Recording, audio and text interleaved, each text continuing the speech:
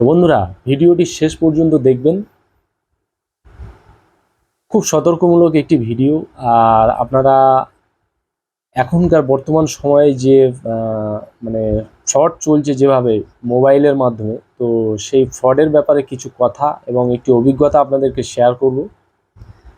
যেটি হচ্ছে, বনগাঁ লোকালে এক দাদাভাই, তিনি প্রতিদিনের মতনই বাড়ি ফিরছিলেন বা ডিউটিতে যাচ্ছিলেন, যাই হোক একটা হবে। তো ওনার সাথে একটি ফ্রড হচ্ছিল, তো সেটা উনি শেয়ার করেছেন। আশা করি আপনাদের ভিডিওটি শেষ পর্যন্ত দেখলে এবং ঘটনাটি শুনলে আপনারা অনেক কিছু আপনাদের অভিজ্ঞতা হবে যে এরকম আপনারা বা আমরা করব না, এই কাজটি আমরা করব না। যেটি হচ্ছে, তো দাদাভাই ট্রেনে ফিরছিলেন। ট্রেনে বনগাঁ লোকাল আমরা জানি প্রচুর ভিড়। দাদাভাই ট্রেনের মধ্যেতে ছিলেন, এক ব্যক্তি বা একটা ছেলে ওনাকে বললেন যে, দাদা 500 টাকা আপনার কাছে হবে? আমার কাছে অ্যাকচুয়ালি ক্যাশ নেই, আপনি 500 টাকা আমি ফোনপে করে দিচ্ছি আপনাকে, আপনি 500 টাকা আমাকে ক্যাশ দিতে পারবেন? তো দাদাভাই ভাবলেন হয়তো 500 টাকা ক্যাশ চাইছে, দিয়েই দিই, ভাইটার যদি হেল্প হয়। তো আমরা মানুষ, আমাদের মানবতাটা আগে আমরা জানি, কিন্তু এখন বর্তমান সময়ে মানবতা মানুষকে দেখানোর আগে আমাদেরকে বুঝতে হবে যে এই মানুষটা কেমন।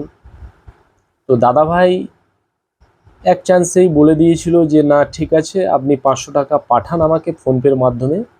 তো সেই ছেলেটি তাকে বলে, দাদাভাইকে বলে যে, দাদাভাই আমার ফোনের ক্যামেরাটা খারাপ, আপনি এক কাজ করুন, আপনার নাম্বারটা বলুন, আমি ফোনপেতে নাম্বারের মাধ্যমে পাঠিয়ে দিচ্ছি।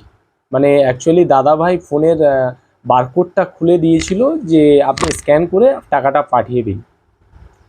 তো দাদাভাই যখন বলল, তো ভাইটি বলল যে, না আমি আমার ফোনের ক্যামেরা খারাপ, আপনি আপনার নাম্বারটা বলুন। তো উনি ভাবলেন হয়তো ক্যামেরা খারাপ, নাম্বারটা বললেন।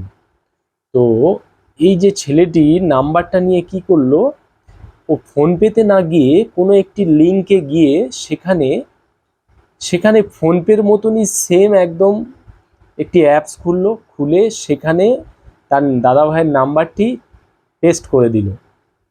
তো সেই নাম্বারটি পেস্ট করে ফোনপের মতনই ট্রানজ্যাকশান করলো, 500 টাকা ট্রানজ্যাকশান সাকসেসফুল দেখালো, দাদাভাইকে দেখালো।